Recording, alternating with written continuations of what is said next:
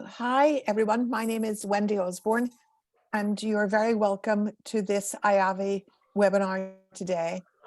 This particular webinar starts our Youth Volunteering and Social Change Challenges and Opportunities series, of which we are running 4 webinars this year.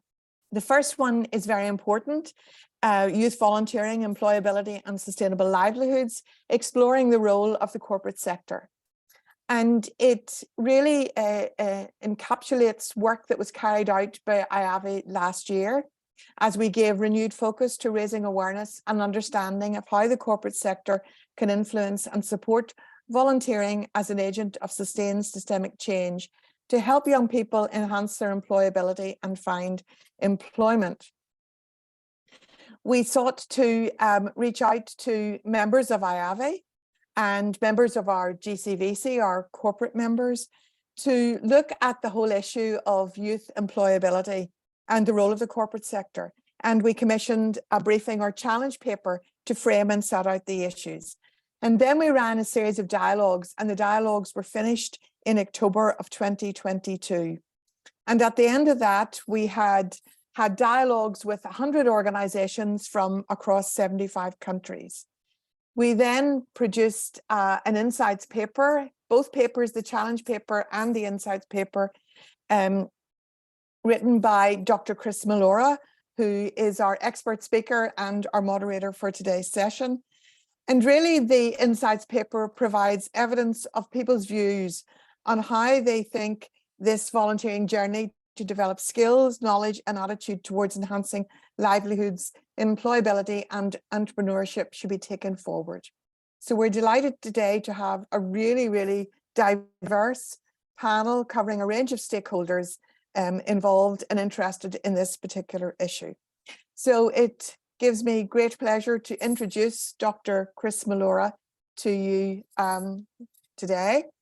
Dr. Chris Malora is with the University of East Anglia, originally from the Philippines, and actually he's up in the Philippines even as we speak. He's currently a Senior Research Associate and Livelihoods Trust Early Career Fellow at the School of Education and Lifelong Learning. He is a researcher and consultant and has interested in volunteering and all aspects of volunteering, has been involved with IAVE before, and we're delighted to welcome Chris today. He has been heavily involved in the Challenge and Insights paper we've done and is very committed to the issue that we're looking at today. So I'll hand over to you, Chris. Thank you.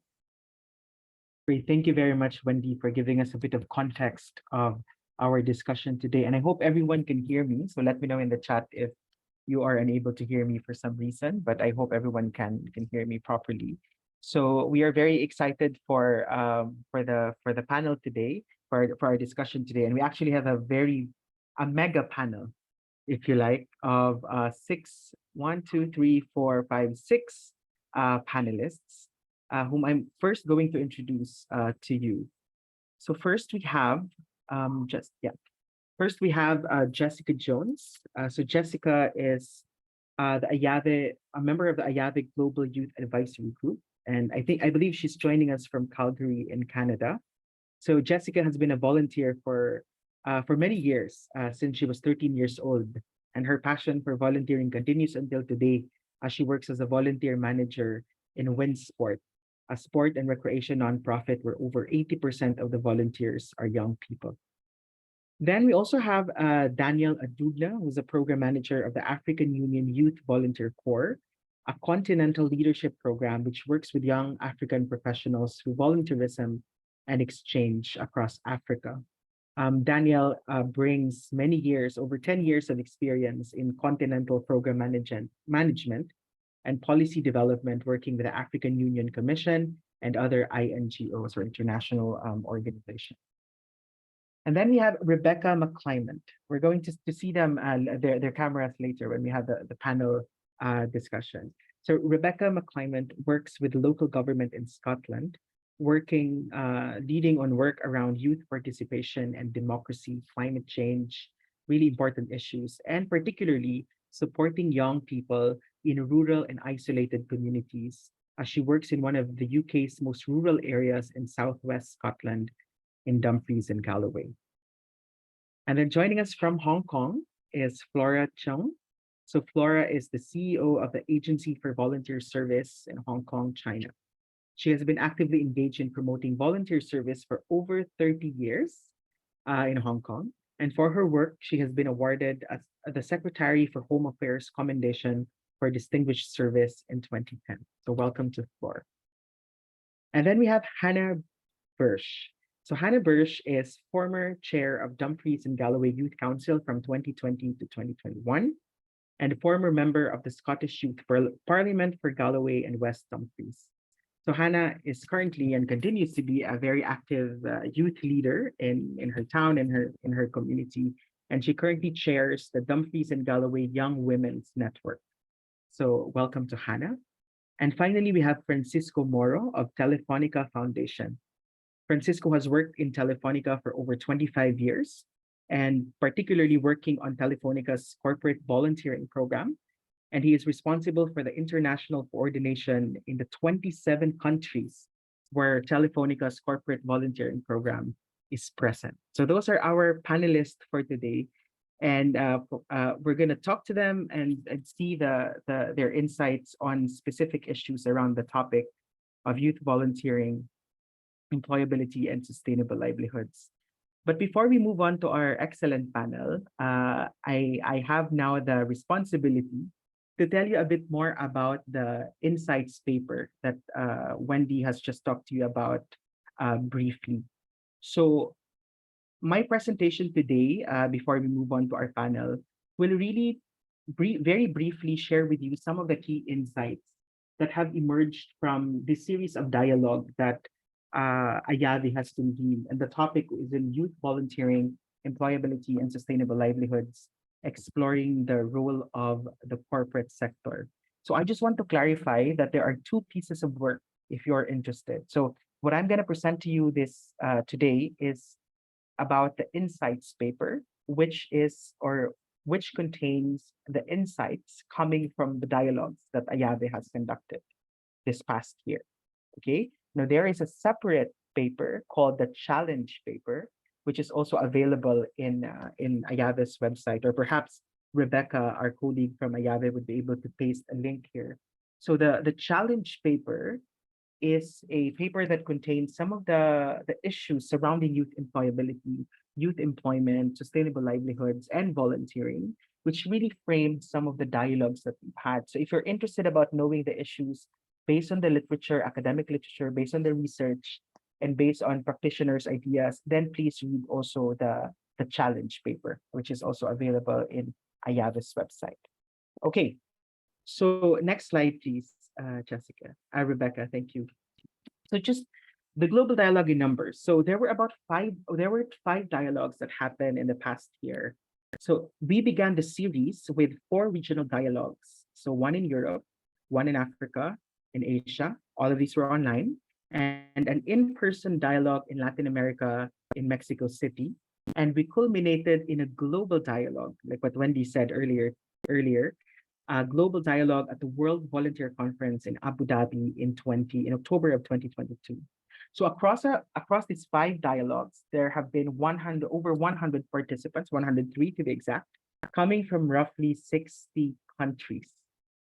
So what's interesting was that the dialogues were participated not only by volunteer involving organizations, but also corporate sector representatives.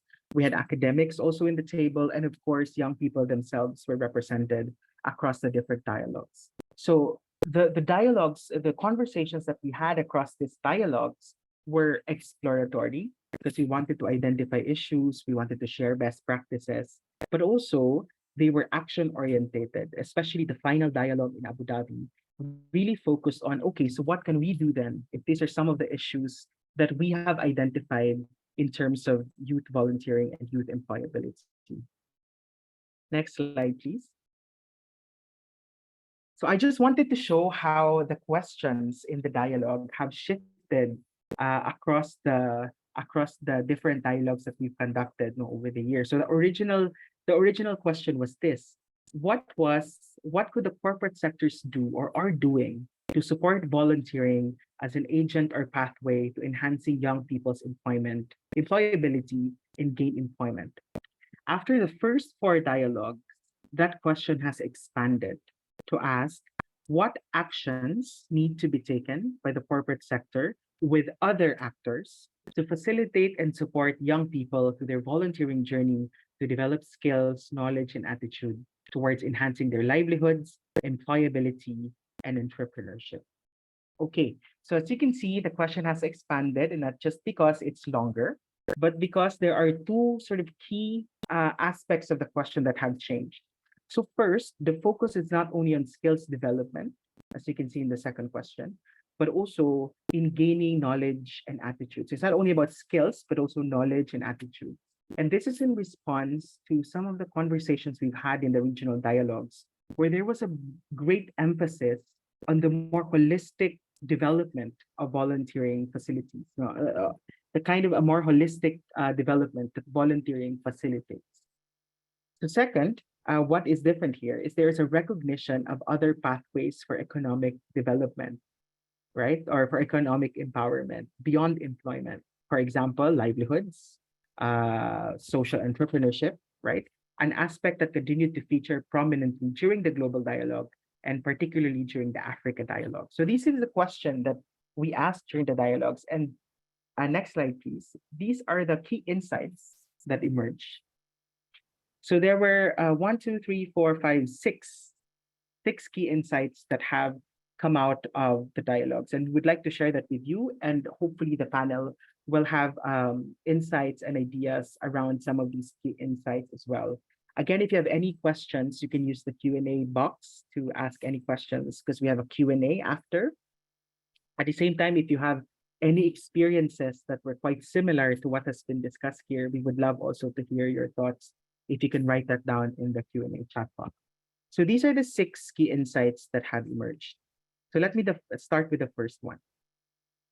Some participants during the dialogues have noted that young people, this is based on the observation of those participants, of the participants of the dialogue, young people often found it difficult or even failed to talk about their volunteer work as work experience. And in turn, employers often do not ask about volunteer experience as part of the interview process. So this is based on their observations. Therefore, many have called for the need to better give recognition to the kinds of skills, knowledge, and attitude that have been developed through volunteering. And more importantly, how these skills might be transferable to work context. Next slide, please, Jessica? Rebecca, sorry.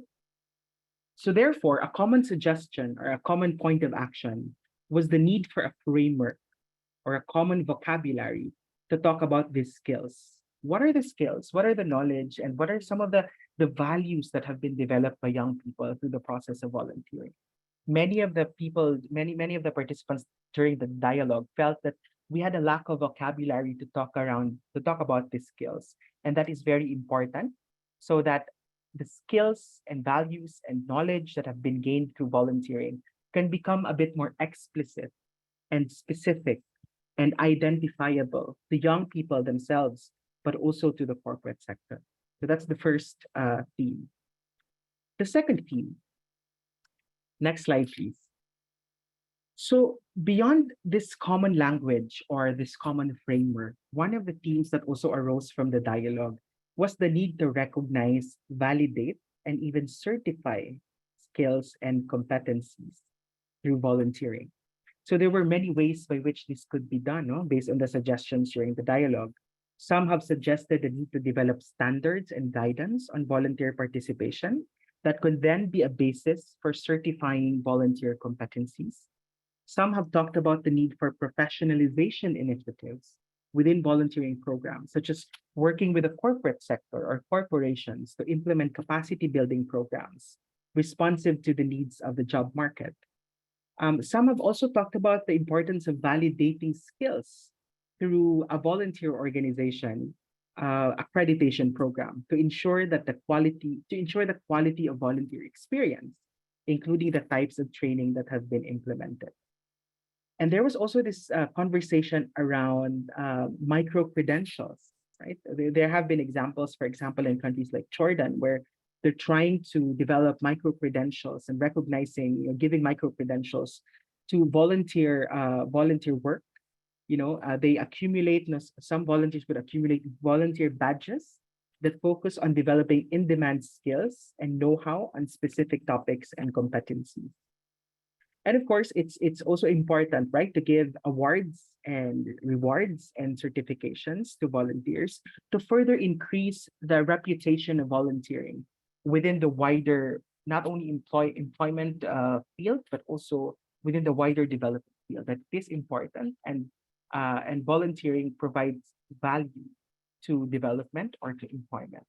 So those are some of their suggestions. And they were saying that, these attempts could lead to development of national, like government recognized, or even regional uh, um, recognition of skills, having recognition of skills that are transferable across different countries. Maybe Daniel could talk to us a little bit about some of those initiatives, and even international certification and recognition of skills. Now, they were although they were saying, they gave a caveat actually, but some of the participants were also worried about this suggestion of recognizing volunteer effort and competencies among young people, in that there might be a tendency of um, formalizing or overly formalizing volunteer activity, which in fact is very informal, which is very person to person, and which is really based on informal connections and informal activity. So they were saying that we need to be very careful when we recognize volunteer effort and competencies, to make sure that they do not overly, formalize, bureaucratize volunteer activity that might alienate certain kinds or certain types of volunteers. Next slide, please. Number 3. So some of the participants have also identified the importance of a clearer volunteering to employment pathway. Okay, that we need to be aware. They were saying that we need to be aware of the difference between employability through volunteering, like developing skills to become more employable, versus volunteering into a job, wherein the pathway towards paid employment is much clearer. So some of the suggestions here revolves around making sure that the volunteer program are responsive to the needs of the corporate sector, responsive to the needs of the local livelihoods, or responsive to the needs or skills that are needed for local entrepreneurship, especially among young people. So they were saying a lot of the insights from the dialogues were trying to say that trying to highlight the importance of working with the corporate sector, with local businesses, local livelihoods, and other entrepreneurship entities, right? Or organizations that support entrepreneurship, to design certain programs that would be more relevant to their work or to the realities on the ground. Now, another important theme that came out is meaningful youth engagement. Now, if we want young people to value volunteering as a pathway towards employment, uh, we need to, there were many participants that said that we need to understand young people's needs, but also the pre-existing skills and knowledge that they bring into volunteer organizations and corporations. So many of them were saying, well, a lot of these young people, when they volunteer, they already have a lot of skills with them that they bring into volunteer service. And we need to make sure that we recognize those and we enhance those, rather than always thinking that we need to train them on new skills. So part of this is recognizing the importance of youth leadership, for example. So there were many examples during the dialogues of providing grants to entrepreneurs, to young entrepreneurs, so that are able to continue building their own businesses, that they've already started. So there are several examples there of how we build on pre-existing skills of young people as a basis for further work or for further development. In fact, there is a very powerful quote from one of the participants in the Latin America dialogue. Can you go to the next slide, please, Rebecca? So the participant said, companies must focus on what skills young people already have and what they want. Most of the time, it is taken for granted that what young people need is employment without considering that they can also be entrepreneurs. We have to learn to listen to them and generate the solutions to contribute to their life projects. So we have heard conversations during the dialogues of people pushing against this narrow focus on employability or employment, because there are a lot of young people who are in circumstances where there are even no available jobs, right? And there are young people who are pushing against this sort of capitalistic view of economic environment that you know all you need to have is a job or you need to be employed in a company. So like this participant from Latin America, what they are emphasizing here is the importance of entrepreneurship, the importance of young people starting their own business, starting their own initiatives, and um, how can that be supported by these organizations. And I think that relates to the next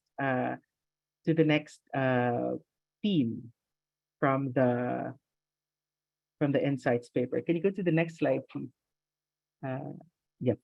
So again, what we're saying here is the importance of understanding, right, an expanded view of youth economic participation and empowerment.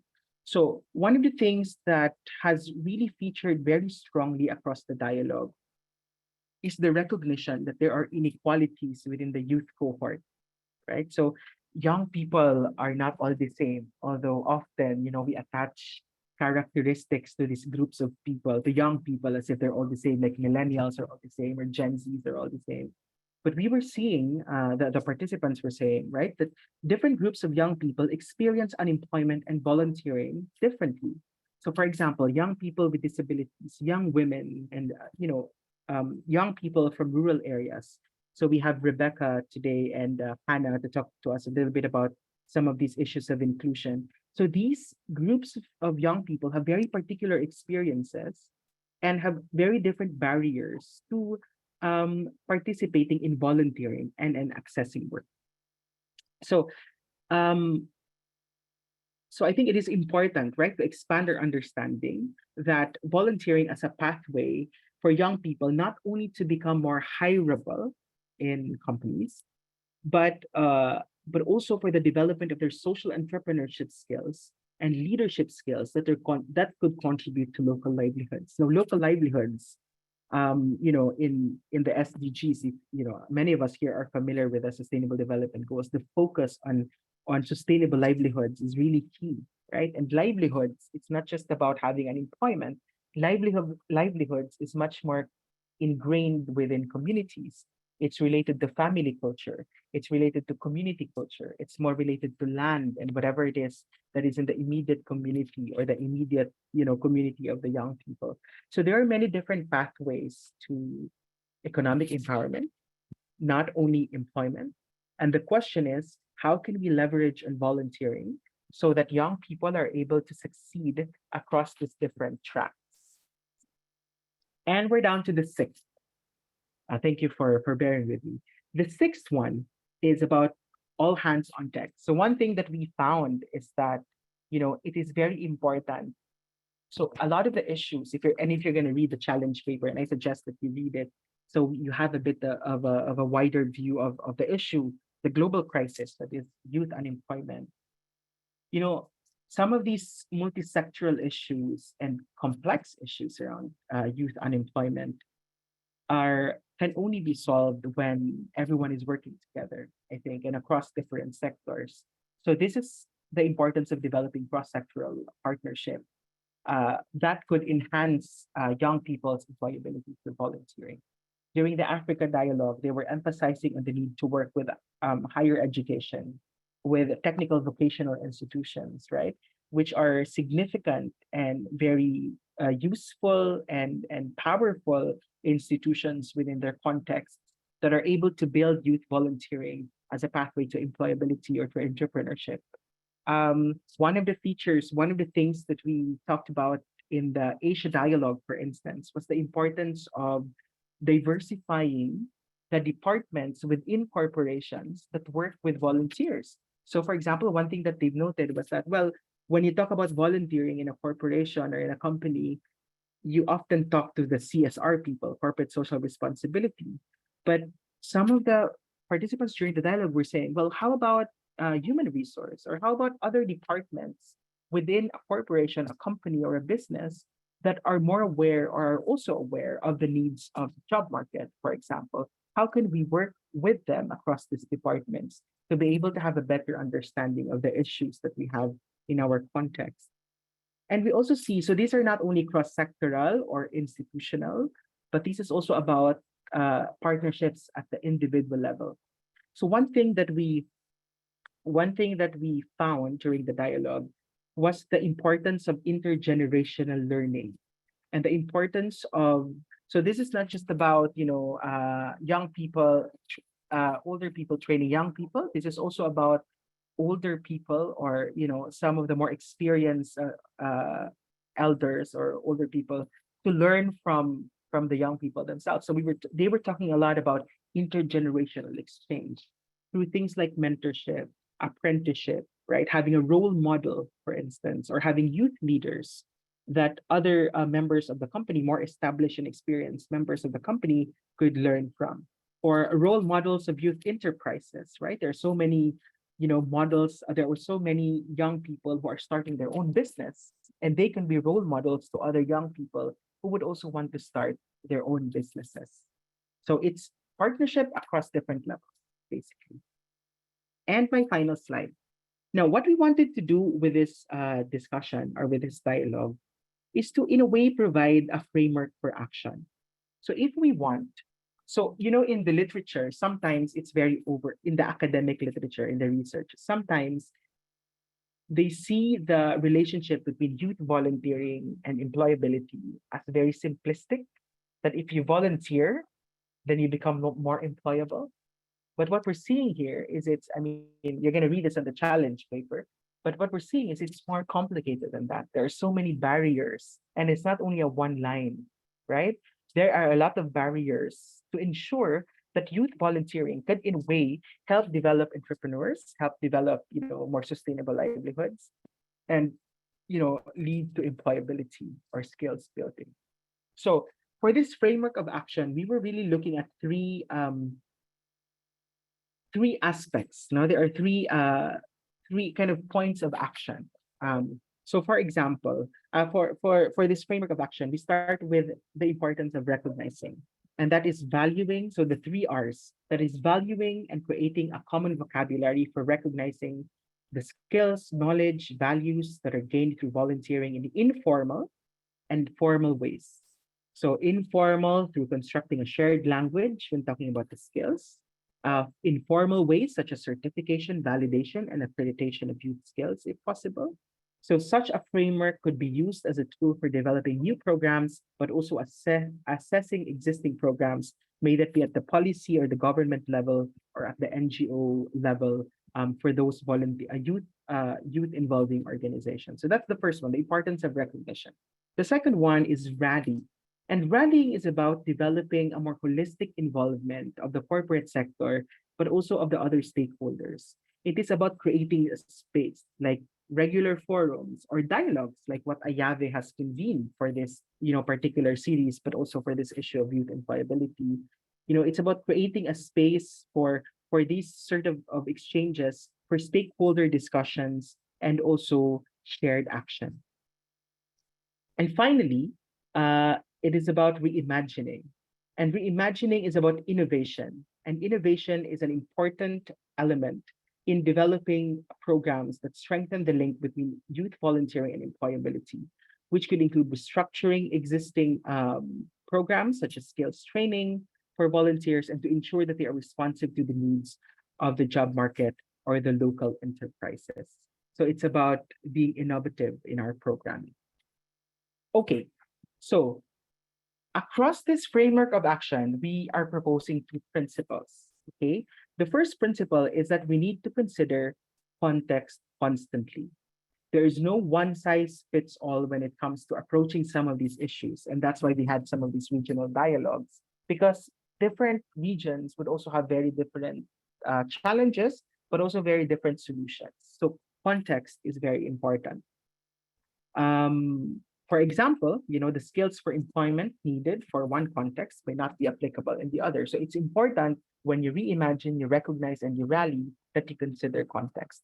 And finally, is the importance of meaningful youth involvement, right? And the fact that, or the need for young people to be part of the conversation. So it is clear from the dialogues, right, that young people's participation in key decision-making processes are vital for these programs to work. So young people have already said that we're going to talk about our issues without involving us because we are the ones experiencing many of these issues. So conscious and meaningful spaces must be created for young people to feed into various stages of program development, maybe from assessment to design to implementation. So this is the framework of action that we are proposing, and we do hope that it will be useful for you. And again, this is a continuing conversation, right? We're not giving the final word on this topic, but we would like to continue our conversation, and to get ideas from our participants as well on how some of these issues are playing out in their own context. So that ends my presentation. I think this is the perfect time now to go to our panel to have a panel discussion.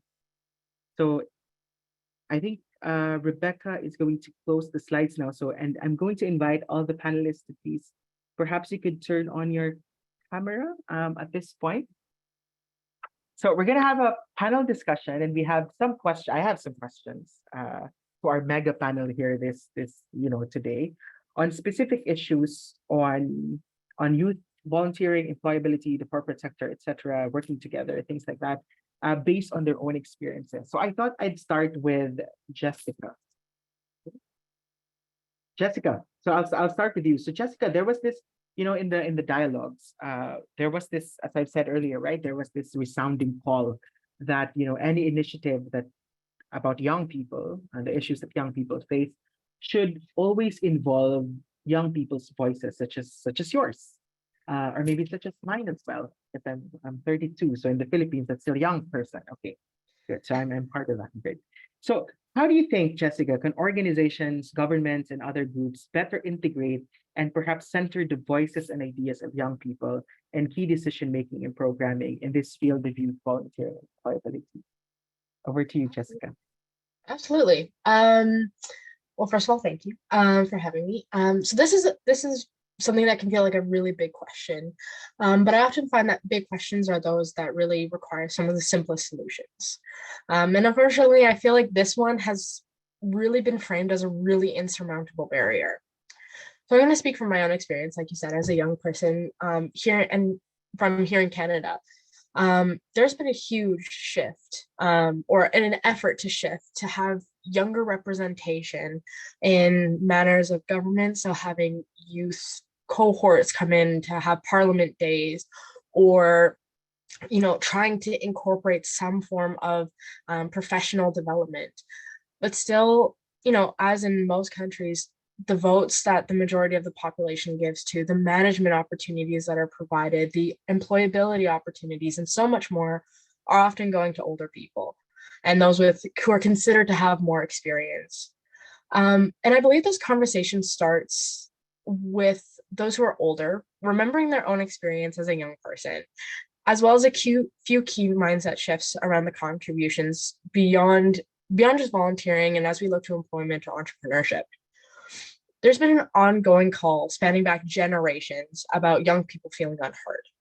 And even in talking to my own parents, they shared a feeling of that those who came before them looked at them as, when they were my age, as, young people, those who were, needed their hands to be held, but still faced very adult decisions around, paying bills and needing to make intelligent votes in their society.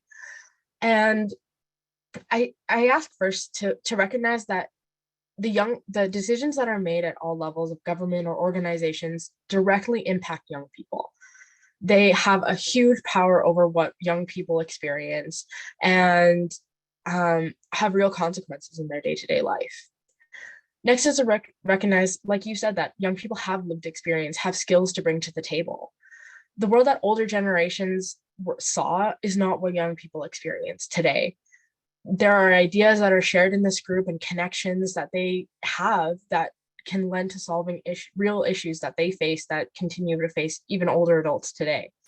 And so an evolution also needs to happen around the idea of this is the way that we did it for so long, so this is the way we're going to keep doing it. And a reminder that young people may have suggestions that have been tried before. They may have ideas that take time to initialize, but these are ideas that should be heard. It's a call to remember that we have different resources and that the world now is changing at a faster rate than ever before. And it may be worth re-exploring those opportunities and those ideas once again. Next is to remember that young people are the future. If we don't engage young people in conversations, in the succession planning, in the resolutions, older people are going to create a gap. And we, the young, are going to be left with a world where we're not equipped, not ready, or don't desire to take it on because it's not the world that we want to see. So with this in mind, developing policies and planning that specifically target bringing young people to the table and hearing their ideas is the next step in a way that's similar to other, inclusion and diversity and equity areas that are already being explored in all the parts of the world. And especially with the trending shift to older populations retiring earlier or significantly outnumbering the young. It's imperative that we plan for this shift. It's no longer going to be acceptable to rely on older adults to sustain those management levels or all stages of government. And I believe it would be unwise to not actively be there to support those who are going to be preparing to take on those roles due to insufficient integration, training, and ultimately planning. Right. Thank you very much, Jessica. That was very insightful. And I think as we continue with our conversation, I think we could talk a little bit more about, how young people are actually changing this narrative now. That young people are no longer just apathetic or they are not inexperienced. In fact, you're right? The world is changing in a very fast ways. And based on my research and my experience, it is often young people who can teach us about how to adapt really effectively in a very fast changing world. So I'd want to learn more about your ideas on that later, Jessica, when we move on to the Q&A. But thanks so much for that intervention. Great. So now I'll move over now to Daniel. So Daniel, in the Insights paper, we also highlighted the importance of context. So we talk a lot about context on these issues, right? That context should be considered constantly because it's different across different contexts. So in developing programs to address issues around youth unemployment and volunteering, context plays a key role. So drawing from your own experience, Daniel, at the African Union, how are you ensuring the relevance of youth programs, the young people's needs in country, while at the same time addressing some of the larger continental concerns? Very challenging question, but I'm sure you'll give us very good insights. Go ahead, Daniel. Thank you so much, Chris, and nice to see you here once again. Indeed, thank you for having me, and thank you for that wonderful presentation. I also saw all the feedback in the chat. Indeed, I am learning myself as well in this very, very rich document. Context, I think that's the most important and key word, and I believe since we are quite an international panel here, for us in the African context, the context for young people is actually quite unique. And I think it's quite even different than what the speaker before me just talked about. The reality on the African continent is, I think, quite different than other parts of the world. We have young people in the majority, and the trends, I think, until 2032 or so show that population bulge continues to grow, which leaves those under the age of 35 at the moment comprise more than 70% of the population. And broadly in the African context, we define youth as those between the age of 15 to 35. So Chris, you're all very much a young person in that context. So that is about 40% of the population, which means that's the largest single population group at the moment on the continent. It's the young people, those between the age of 15 to 35, about 40% broadly of the population. Then we have children, which is roughly under the age of 15, and then the rest of the population, and then the elderly population and the like.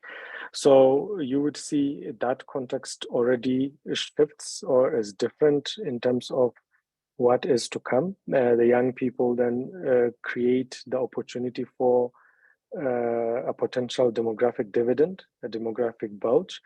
But at the same time, the context that we have, since we're also talking about employment and employability, what we face on the African continent and context is the shortage of employment, decent employment, and employability. So that creates an entirely different type of pressure that exists for young people. That means competition is relatively extremely fierce amongst young people to find jobs, particularly in the employment sector for how do you call it, for those what we call traditionally white collar jobs, graduate or university post-tertiary education jobs. The competition is then extremely fierce and high. Here then volunteerism perhaps plays a great role, is uniquely placed, and in the African Youth Charter from 2006 about, and also through very different decisions, African Union leaders have endorsed or recognized volunteerism as one of the mechanisms for the empowerment and development of young people.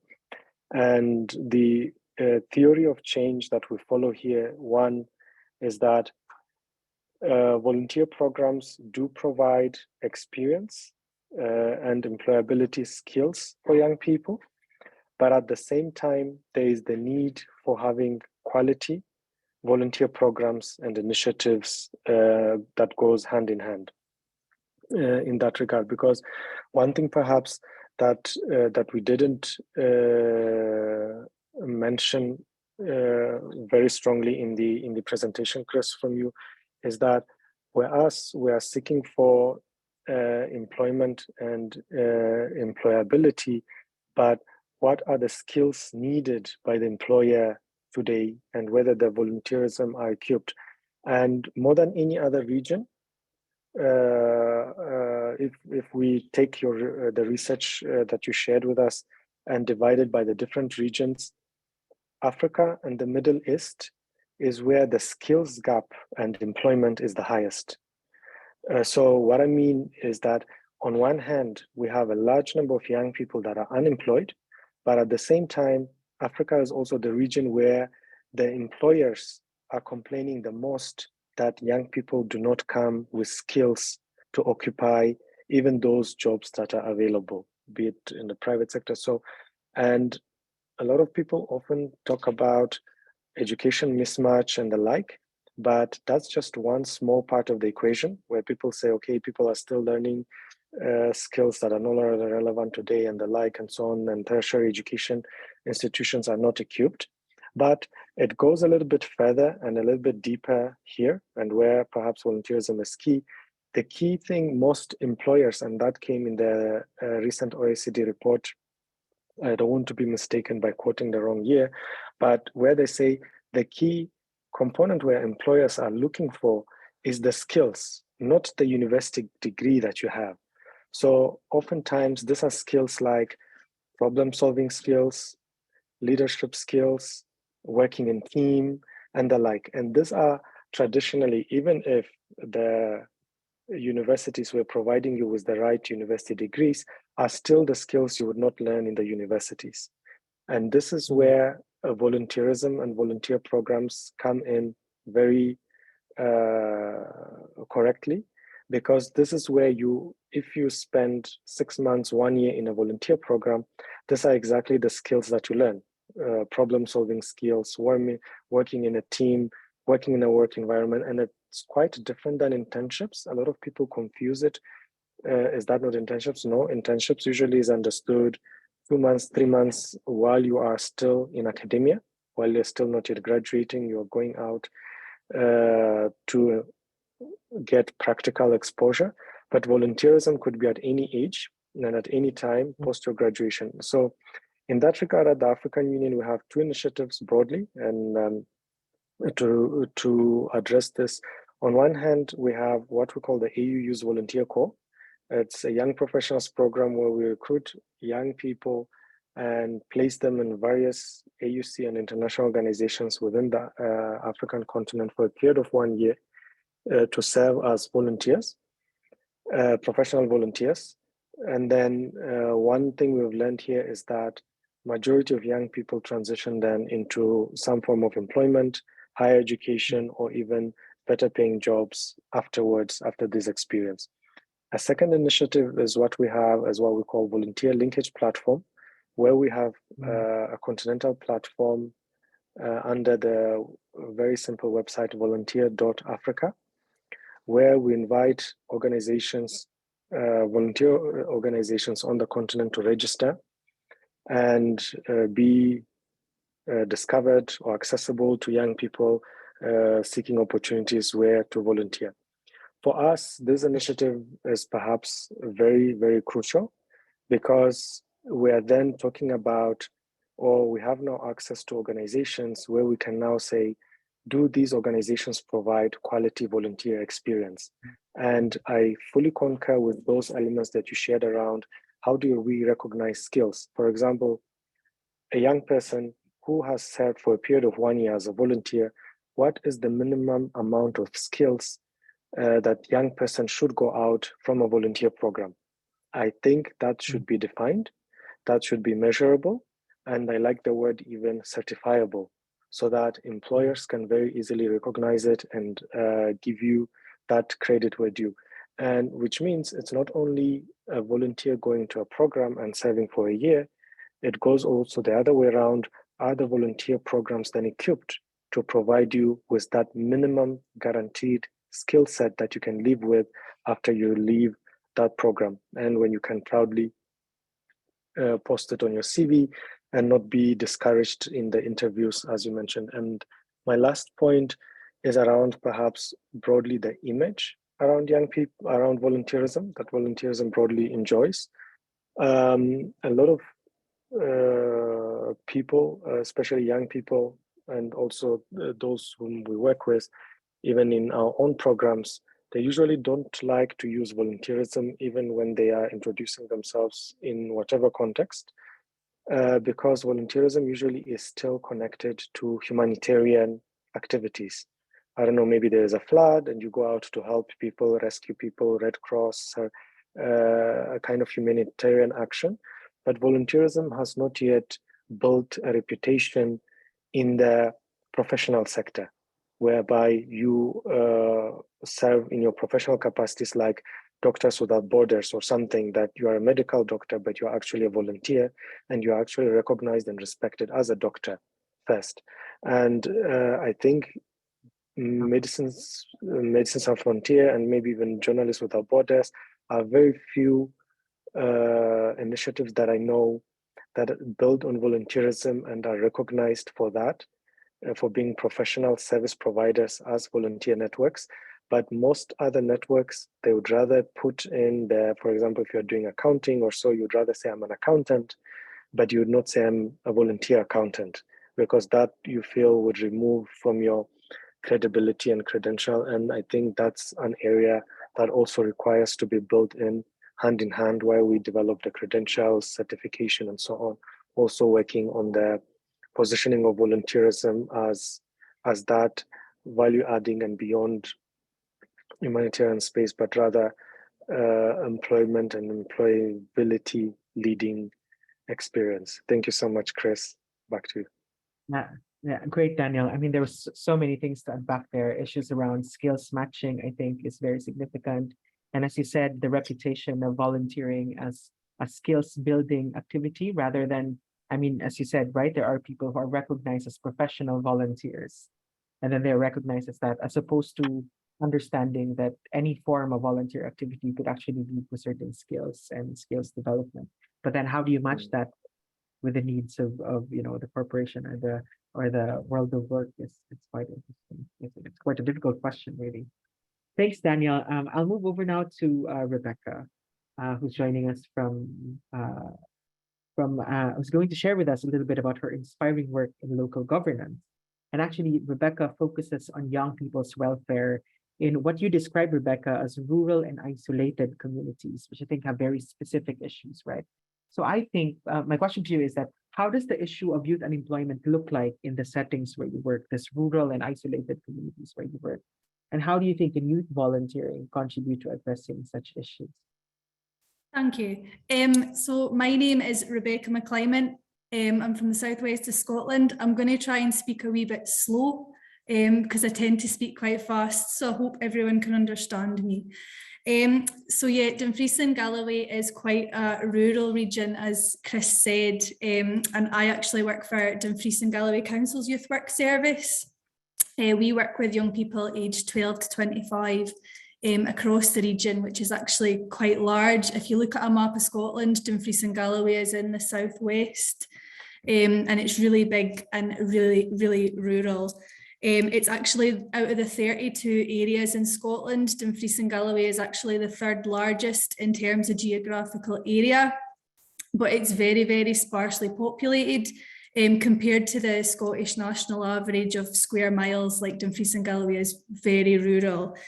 I think youth unemployment is something that we see quite a lot, and we work with young people to support youth unemployment. And we do that through volunteering and through building softer skills through various volunteer programs that we offer. Youth unemployment in Dumfries and Galloway is often linked to the type of region that it is. So it's very touristy. We get a lot of tourism in Dumfries and Galloway. And that can mean that a lot of the work that is actually on offer available to young people is seasonal, or it's a 0 hours contract. So young people are maybe given a job, but it'll only be for the summer months, or it won't be long term, it won't be permanent. So young people, it's then just like a vicious circle. So they're gaining employment, but it doesn't last long enough, which is when we try and build up these volunteer skills through different programs that we would run. Like I said, Dumfries and Galloway, very touristy, like it's a lot of hills, a lot of rivers, very coastal. So it is a beautiful, beautiful area, but because it's also sparsely populated, there's also less people to actually open business initiatives in Dumfries and Galloway. So there's less population. So there's naturally then less business that young people can get involved in and work on. Within our region, there is work taking place to diversify employment, particularly in town centres. There's a lot of work in Dumfries and Galloway, but also across Scotland, to sort of regenerate town centres. The main town in Dumfries and Galloway is called Dumfries, and it is the largest town in our region, and it's the central hub where like the biggest of services are. But there's a massive project currently underway in order to regenerate the town centre. There's a lot of buildings that are lying empty, and there's a lot of grant schemes and community organisations that are trying to distribute funding that will encourage young people to actually come in and start businesses, whether that's support through the council or external funding funders that we've got. But community regeneration and sort of the sharing of resources is something that's quite big just now for us. Volunteering and supporting young volunteers forms a really big part of the work that I do. Hannah, who's also a panelist, is actually one of the first young volunteers who I ever worked with back in 2018 when I started this job. But volunteering, like, to me, gives young people the skills that they need to get jobs, but in particular to take on jobs that are prominent within our area. So I spoke a wee bit about, it's quite a large tourist area. It's also got a massive agricultural industry, farming and crops. It's massive in Dumfries and Galloway and forms a really big part of businesses here. And in terms of health and social care as well, it's a massive industry. So we would always look to like encourage young people into these job opportunities, but also to build them up so that they're ready for that. I think it's important, and it is to us here, that we use volunteering as a pathway to employment, and that's particularly for young people who we work with who we think are maybe going to leave high school, or they don't have plans to go to college or university once they finish school. We would typically, like, maybe target's maybe the wrong word, but we would make a conscious effort to really try and target young people who we think aren't going to go into college or university, or who aren't sure what they want to do. Like, it's a really young age for young people we work with when they're asked to decide what they want to do for the rest of their life. And sometimes it's about building for us the softer skills that they then need to make that conscious decision, and that they're well informed. In Dumfries and Galloway, we're really lucky that we've got it's called there's a proper name for it that I can't remember. It's the local employment pathway. And that includes volunteering as a key strand of that, to actually get young people involved in employment. And Dumfries and Galloway is actually the first council area in the whole of Scotland to receive the Investing in Volunteers Award. And that's through the work that we do through volunteer programmes. And it's not just young people, it's like what other departments within our organisation do with people of all ages to support them through their volunteer journeys. Specific to some of the stuff that we do, we've got like young women's networks that Hannah is a part of. We've got LGBT networks for young people that they can be involved in volunteering, discovering passions, meeting like-minded young people, building rapport, relationships, confidence. Like, the list is absolutely massive. I think one of the things that we consciously try to do as well is to celebrate volunteers. I think that young people, and it was, you said it in your paper, Chris, young people aren't good at like actually speaking about themselves and how brilliant that they actually are. Like, they don't realise through volunteering like the skills that they've got. And one of the things that we really try and build is that young people realise like what they've actually got as a result of volunteering. And it's building confidence, and we would always try and celebrate the volunteering that young people do. We're quite lucky in Scotland that we've got several accreditation schemes that celebrate volunteering. One of them is the Saltire Award that young people can get for taking part in volunteering, and it's recognised on like academic frameworks and stuff like that, so young people can put it on their CVs or when they go to apply for jobs or university or college. But I think the key thing for me is that youth work as a practice, when I'm working with young people aged 12 to 25, it's defined as the young person and the youth worker, and it's they're equal partners in that learning journey. So like when it comes to volunteering, for example, it's me and Hannah who are both equal partners in that. We've both got shared responsibility of that journey. And I think it's important that young people are involved in the co-design of that volunteer journey. So all of the programmes that we do, we would always make a conscious effort that young people are involved in the co-design process. But I think it's just about supporting young people to speak about how fab they actually are, and like making them comfortable at saying that they're actually really good at this or they're really good at that. And I think we always say that young leaders and young volunteers then become role models. So they get to a certain stage where other young people would then look up to them as role models. But yeah, I could talk about youth volunteering for a while, but I'll stop. Yeah. Thank you. No, that's great, Rebecca. And I think you highlight what really struck me about your contribution is the importance of mentorship and sort of an understanding coming from you about these young people's issues and challenges, and being a role model to them, but also working in equal partnership with them. I think that has been really important in your work. Having role models within the community. And again, that highlights the importance of partnerships across different levels, right? And this is the best segue to Flora now, because one of the things that has been highlighted in the Insights paper is the importance of partnerships. Importance of partnerships and ensuring that young people have access to the right opportunities to enhance their employability and entrepreneurship skills. Now, Flora, I'd like to ask you about the role of the state and of the governments in playing, what role do they play as entities in ensuring that policies around these areas are in place? And I know that, Flora, there's an exciting new policy and program in Hong Kong that you can, share to us about. Over to you now, Flora. Thanks. Yeah. Thank you, Chris. Yeah.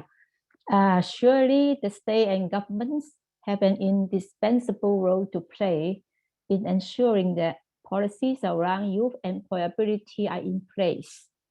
I would like to highlight some of the strategies the Hong Kong government adopts. First, last year, the government issued the Youth Development Blueprint, which sets out the vision and strategic directions in youth development. In terms of enhancing youth employability and career development, the blueprint recognizes the importance of providing young people with the skills and knowledge they need to succeed in the workforce. And this is closely linked to the development of the Greater Bay Area in the mainland, which is envisioned as the future technology, innovation, and entrepreneurial hub under the National Development Plan.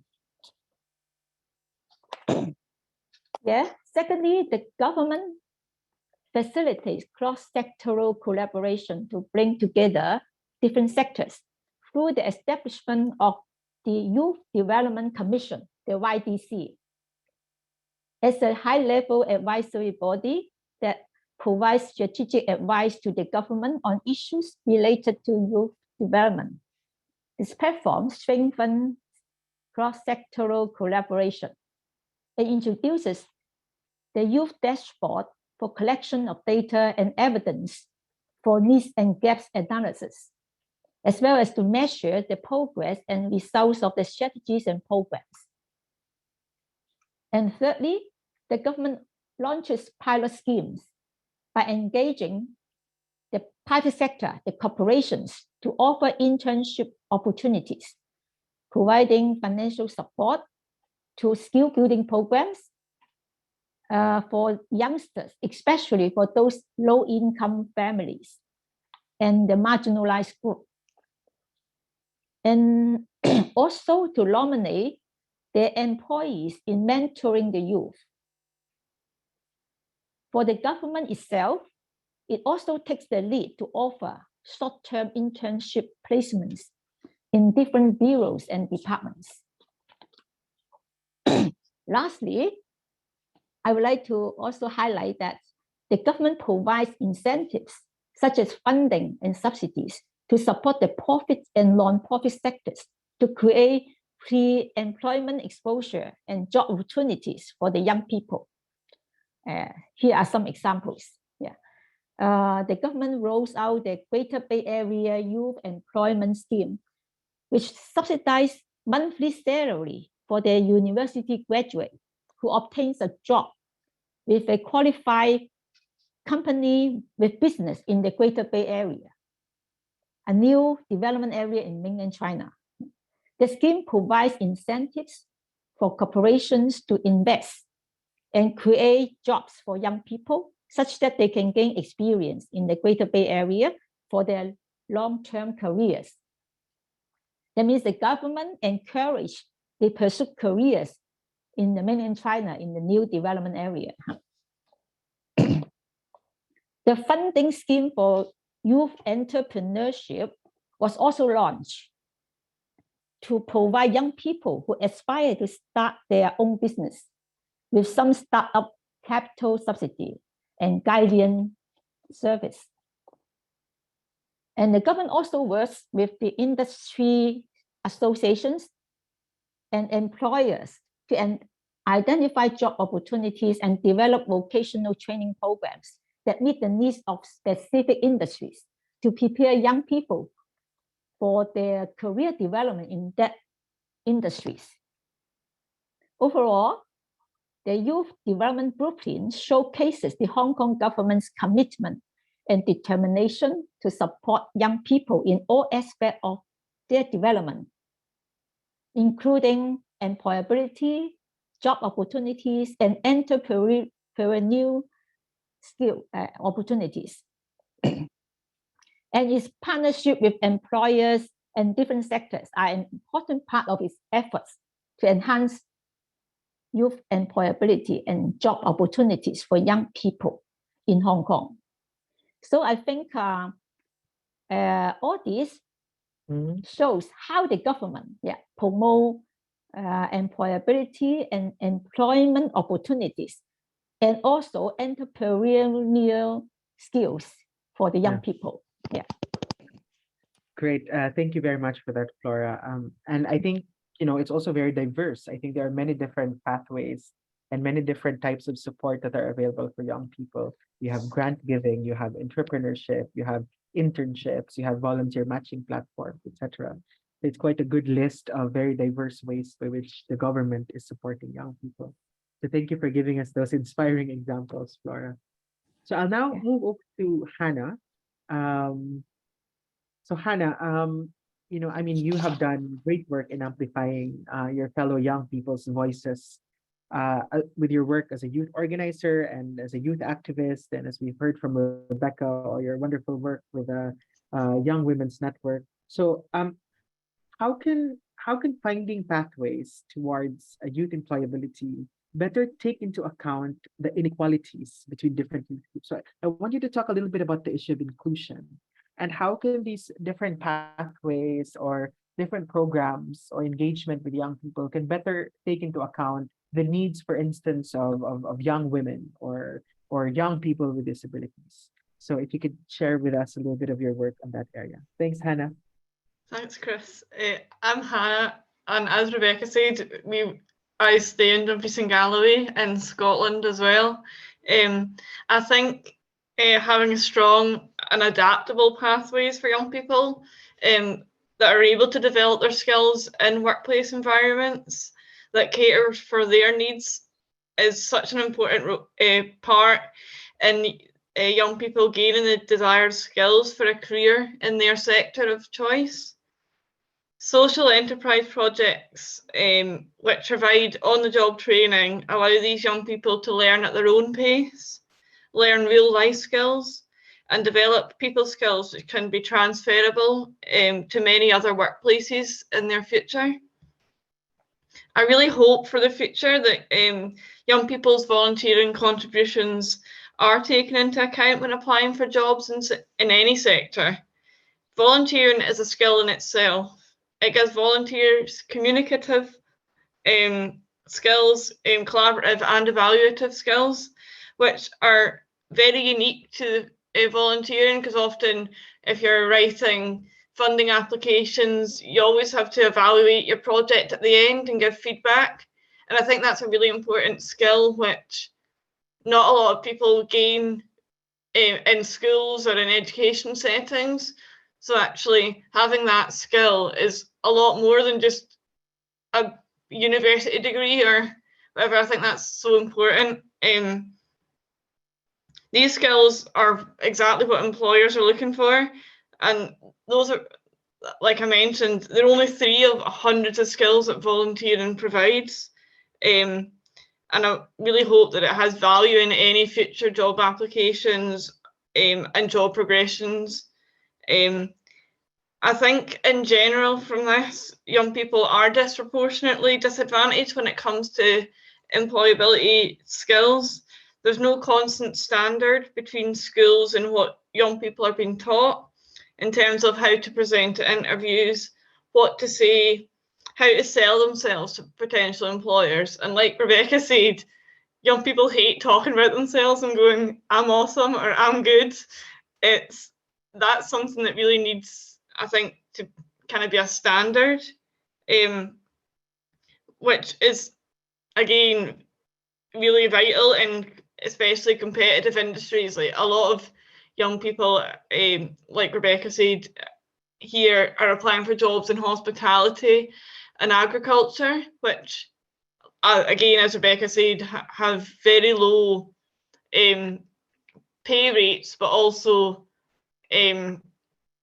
like seasonal, they're seasonal jobs, so they're not all year round. So young people getting steady income is non-existent, basically. And also these more competitive industries tend to have the more experienced older candidates would tend to be favoured, and rather than young people. So yeah, that's it. No, great. Thank you so much, Hannah. I think those are really important questions, answers, especially the links with what you're saying to what Daniel was saying earlier about the importance of skills matching, and how skills building should really be relevant and responsive to the needs of the labor market, for example. So thanks for sharing your experiences and your thoughts. Now, Francisco, now over to you. I'm aware, and IAVE is aware, that Telefonica has this long-term interest and commitment towards the issue of youth volunteering and youth employability. So in your many years of engaging with these issues, perhaps you could share with us what are some of the most salient best practices or suggestions or advice you could give, particularly enhancing the role of the corporate sector, and perhaps, tell us a bit more about what more can the corporate sector do in this field. Thank you, Chris. Thank you very much for the opportunity to be here together with all of you. I'm learning a lot. Thank you very much. Always in these seminars that I ever organize, I think we learn more that we could contribute. I'm learning, really. Thank you for organizing. As you mentioned, in Telefonica, we have been very much concerned about youth volunteering and how through youth volunteering, youth people could develop skills and how these skills could contribute to their employability. In Telefonica, we have been working very much internally with Human Resources Department to create a skills bank for employees. So we believe that our employees, first of all, they develop in their daily life different skills, and it's important for them to recognize those skills and to have a place where our employees could record the skills they develop. No, and we have, as I mentioned, a skill bank in the platform that Human Resources have, where every employee could register the skills he or she thinks that she or he has. But not only the skills developed through the daily work, but also the skills they develop in the work in the volunteering activities. It's something, I think it's something new, that when an employee of Telefonica does an volunteering activity, if he or she feels that he or she has developed a skill, there is a place where they can record this particular skill they have developed. And that record is important for human resources. So when they apply to another department, they will take into account those skills developed through volunteering. I mentioned because I think it's something important that our company has recognized that through volunteering, skills could be developed internally. So it's a first step. It's a first step that later on we could apply to the young people who apply. When I was preparing the intervention, I found a research done by Deloitte some years ago that they did a research survey with more than 2,500 resource managers in human resources, and they recognize that through volunteering, skills are developed. It's something not so obvious, but there are many human resources department that they start recognizing that through volunteering, the skills could be developed. No, you mentioned, Chris, that in the regional dialogues that IAVE has conducted, no, and one of the things the young people mentioned that was that the lack of recognition. I mean, it's obvious the skills are developed, but it's difficult to be recognized when you apply to a job, when you are in a job interview. Do young people mention that they have such a skills, and it's because it was a volunteering activity or a volunteering project he does? You mentioned that there is this lack of recognition. So when they are in the interview, when they are in front of the people who has to decide if they have the job or not, it's difficult to justify that through volunteering you have these particular skills. In that said, we did a very interesting project together with United Nations volunteers. It was trying to find a certification. The aim was to recognize the skills of the United Nations youth volunteers in Peru. they had many young volunteers in Peru, the United Nations, and they wanted to recognize those skills they have developed. And we participate together with other corporations. Our participation from the corporation was to have managers from human resources department. They were doing as mentors of those young people, and help them to identify which particular skills were they developing during the project, so that United Nations were able to recognize them. So there was a very deep process done by those mentors, talking to the young people doing volunteering, analyzing the activities they were doing, and try to erase the skills that were developed. No, it's not so easy. It's not so automatical. You have to talk and see if you are developing teamwork, or you are developing communication, flexibility, adaptability, leadership. Which types of the skills do you develop in each type of activity? No? We did that project in Peru. What's very, very interesting. And the thing is that we did it. It was not a continuation. No? So it's something, a matter to continue. I mean, we really believe in Telefonica that we have to work together. You mentioned, Chris, before, together with other corporations, together with other institutions, with foundations, with NGOs, to try to find, and it has been mentioned previously, an international certification, something that any young people in the world could say, I have this certification that says that I have developed those skills in those volunteering activities. In Spain, we are working with Voluntare. Voluntare is a Spanish and Latin American network that promotes corporate volunteering. And we are trying to work with Voluntare and other corporations like Telefonica, try to analyze if we could develop a sort of standard. I mean, looking for this kind of certification.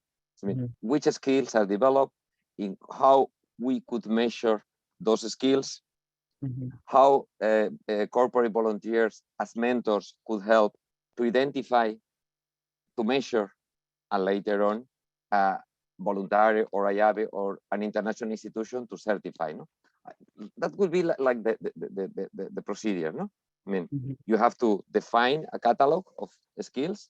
You have later on to define a process to measure them, and later on you have to certify. So we are working very hard with, as I mentioned, with Voluntare and with other corporations in Spain. Try to first of all to have the catalog, and later on to have the way to measure. Yeah. And I invited IAVE to do the third part, that will be to certify. And just to mention at the end, another project that we are very proud of it, that we are doing, is we are not only doing things for young people, but with young people. I think it's very interesting to put together young people who have a lot. Some of you have mentioned, I remember, Jessica, you mentioned that we have to listen, sorry, listen to young people. I mean, young people is the future. Young people, you are the next generation. And sometimes we don't listen carefully the ideas of young people, the initiatives they have. We do many things for them, but not with them. So what we are trying is to create social projects together, initiatives that the young people have, they present to us, volunteers from Telefonica join them, and together they do the project. And together, the skills that may be developed, they see each other. But the important in this project is that they work together. They work together in these social initiatives. So we don't work for them, but we work with them, and we learn a lot. Believe me. So that's I wanted to share with you. And again, I said thank you, Chris, and all of you who have organized. Yeah, thank you so much, Francisco. And yes, it's the point is you're starting from their own initiative, I guess. and then supporting that, which I think is a very unique way of doing it compared to how it has traditionally been done. And very exciting developments in terms of certification and recognizing skills. So hopefully IAVE and our colleagues Hopefully. from IAVE and other listeners here would be able to contribute to that. So thank you very much. I'm just looking at, I know we only have 9 minutes, so that's not a lot of time. And we have a big panel. So, and there are several questions in the Q&A chat box, which unfortunately we won't have time to address all of them. But fortunately, a lot of these questions have already been answered all throughout when we were discussing. So for instance, there is this question around, the types of skills that are needed for volunteer labor. I think that has been touched upon. There was this question from Sierra Leone around, who is responsible for, ensuring that the skills are being addressed. And I think Flora's example, Daniel's example, with this African Union, and Flora's example in Hong Kong, the Hong Kong government, and also Francisco, your example of, Telefonica doing the work is also sort of answering this question. There's this question around academic institutions that I think we were not able to cover, but there were some insights in the insights paper that perhaps you could look at. There's a question here around whether it's better to talk about skills or competencies. So the importance of language, the importance of a shared vocabulary has been highlighted. And there's also this question around what types of skills that are being assigned to young people when they volunteer. There's an example here in Mongolia where Coca-Cola, a company is just recruiting volunteers to move boxes during events, which is not really a highly skilled sort of activity, right, for young people. So how do we diversify the skills? So for the panel, I'll give you a brief 30-second to a minute. Very strict with time now because we're almost time. 30 seconds, last comments or last insights from our discussion.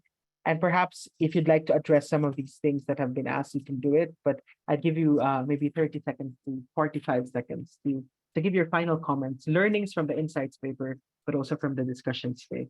I'd like to start with Daniel, if that's all right. Daniel? Thank you, Chris. Can you hear me? Yeah, we can hear you perfectly. Yeah. Yeah. All right. Thank you. So my thinking is this. I think the skill set is evolutionary, and our thinking should be also like that. Yes, there are a set of skills that were relevant 50 years ago, 40 years ago, 10 years ago, and maybe not today.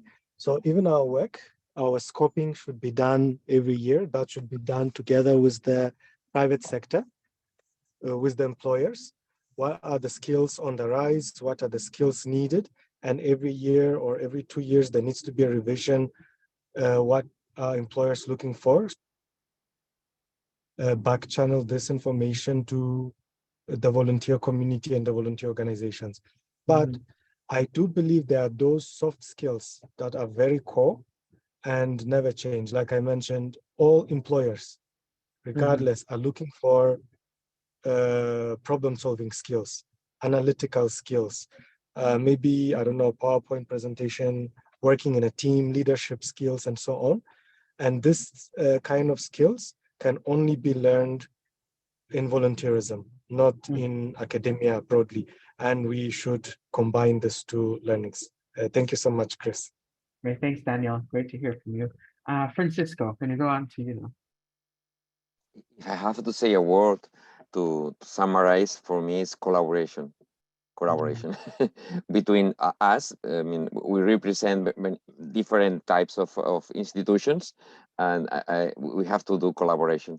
And collaboration with also, maybe it's an idea for another panel, Wendy, with human resources departments. I will imagine a panel like this one, but with human resources managers, together with some of us, no? and raising these questions of how through volunteering skills are developed. Collaboration, and especially with human resources departments. Yeah, really good point. Thanks, Francisco. Flora, what are your key takeaways? Oh, I think you're muted, Flora. Sorry. Yeah, sorry. I think youth development is crucial to building a sustainable future. The government should invest in youth, creating enabling conditions for different sectors and stakeholders to enhance youth development through volunteering, helping the young people meet their needs, contribute their talents, and to achieve their life goals with youth-centric strategies. That's my expectations, or that's my hope. Yeah. Invest in young people. That's a very strong message, Laura. Thank you very much. Rebecca. Thank you. For me, it's probably what I said before about young people and the youth worker, obviously from my perspective, being equal partners in the learning journey, but also building the type of volunteering we do would build on like the soft skills that young people quite often don't have. Building confidence volunteering might actually help give them a bit of structure and routine to their life. And that in turn can teach a whole load of other skills that they need to kind of thrive and move on in their lives. And what I said before, I would put at the heart of everything is teaching young people to speak about how brilliant they are. Thank you. Great, thanks, Rebecca. And I will hear from Hannah, how brilliant she is. Hannah, do you want to give your key takeaway? Yeah, I would just like to say, like, similar to Rebecca about like youth involvement, as it says in page 12 of your report, Chris, young people should be part of the conversation, which 100%, like that needs bold, italics, like highlighted. But I also think young people should be part of the conversation, but also like be participants in that conversation and not be just heard, not just have points said, but to have them like developed and like linked in and actually used, because yeah, I don't know how to word it, but yeah. Yeah, it's really important. Thanks, Hannah. And finally, Jessica. I think my biggest takeaway that is a resounding call from all of us is, like Francisco said, the collaboration piece. It's in hearing youth voices from across the industries. It's in hearing corporations. I think an easy, or not an easy, but a way that we can start to incorporate this is, again, opening, if we're looking at employability through volunteers and having those discussions with HR, looking to volunteer organizations to create position descriptions that youth can then turn around and actually have concrete words that the position description has that they can put in their CVs, their resumes, bring to interviews that they can actually say, you know what, I may not think that I'm awesome, but here are some technical terms that the other people told me that I've been doing. And just making those, working together to make those tangible opportunities, those tangible resources that youth can take with them as they seek further employment, as they seek further volunteer opportunities, and continue to expand and just become the awesome future that we're all looking forward to. Yeah, very practical suggestions you have there, Jessica. And thank you very much again to all of the panelists. In the Philippines, we say maraming salamat for your contribution this evening. And I mean, there were so many insights that have come. I couldn't summarize it all. So I leave it to the audience to really kind of think about some of these issues more and more as we leave this webinar. I just have one last thing to say, which is really an invitation to the future webinars that IAVE is organizing on this issue of youth volunteering and social change. Rebecca, can you, yeah, perfect. There you go. Yes. So as what Wendy was saying, we have a series of webinars that looks at the issue of youth volunteering and social change. So this is one of the key focus of IAVE this year, and I'm very happy to be part of this conversation. The next one will be focusing on youth volunteering and youth well-being, exploring how volunteering can make a difference. That's going to be on June 27th. Then we're going to look at youth volunteering and youth activism, which again is an interesting piece of the puzzle in terms of social change, how volunteering can empower and build a leadership to effect change. And finally, our final webinar in October will look at volunteering and social change, bringing together some of the insights across these conversations on how young people's volunteering can lead to social change. Once again, thank you very much to Jessica, to Hannah, to Rebecca, to Flora, Francisco, to Danielle. Did I miss anybody? To Wendy, and of course to Rebecca Curzon from IAVE for all their support. And of course, thank you very much to all our participants for staying with us in 1 hour and a half that really just flew by so fast. Again, many thanks, and hope to see you in the next IAVE webinar. Bye and good night, good evening. Have a good rest of your day. Thank you, Chris.